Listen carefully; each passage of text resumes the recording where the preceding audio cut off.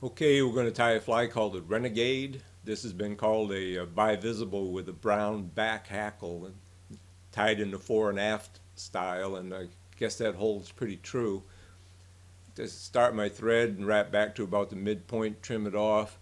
I'm using 8/0 white thread here. This is a size 16 hook, 16-18 mylar tinsel for the tag, peacock herl for the body, and brown neck hackle for the back hackle, and a saddle hackle for the front hackle. So now I'll wrap that thread back a little further, about in front of the point, above the point, and trap this tinsel on with the silver side to the hook, and wrap down and build my tag. And I'm wrapping it from way up like this and down around and back so that I have a nice smooth underbody for my hackle when I wrap this back hackle. And so this is about as far forward as the back hackle is going to come. So I trap that material, cut that off, and I've got this nice base back there between the point and the barb to tie the hackle in. So I'll grab the brown hackle, get my thread back here, hanging just about at the barb. Use the midpoint of this feather. I can get into the nice, very little web type barb section of the hackle stem. Trap that in and wrap forward to the hook point, which is where I'm going to finish wrapping this. One wrap around with bare quill, and then the rest of them with hackle, of course, sticking out, and wrap forward to the hook point, and come back and come underneath this feather and trap it off.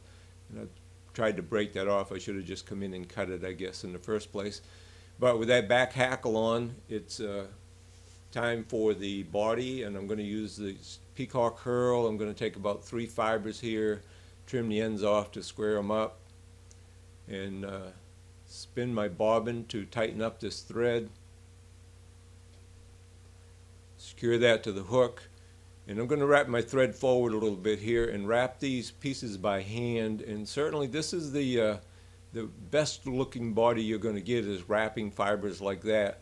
But the most secure, most durable body is by making a rope out of this material. And so I wrap the peacock herl around the thread a couple times, come out perpendicular to the hook, spin a bit of a rope, and then build the body with that rope wrapped peacock herl.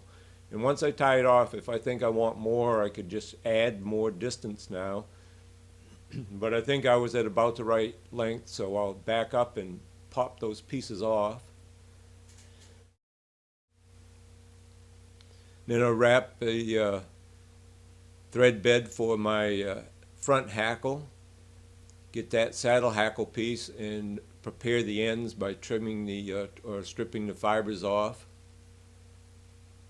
I'm going to tie this with the dull side to the back, and instead of tying it in the normal position where I am right now, I'll show you. I could just tie it in like this, wrap forward towards the eye, and then take the hackle and wrap it forward and tie it off as normal.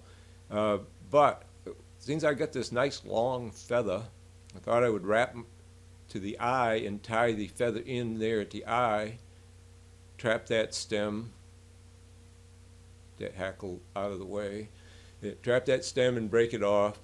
And now I'm going to bring the thread to the front of the feather right next to the eye, put it on the bobbin cradle, and now I can wrap back towards the bend and then wrap forward to the eye again, getting twice the density of hackle that I would normally have, giving it that much more flotation and making it that much easier to see, and taking advantage of that nice long hackle stem. So having done that, I'll tie this off and trim it. Broke it. I shouldn't do that. I don't like breaking those hackle stems off. I'm going to stop doing that. But anyway, whip finish this.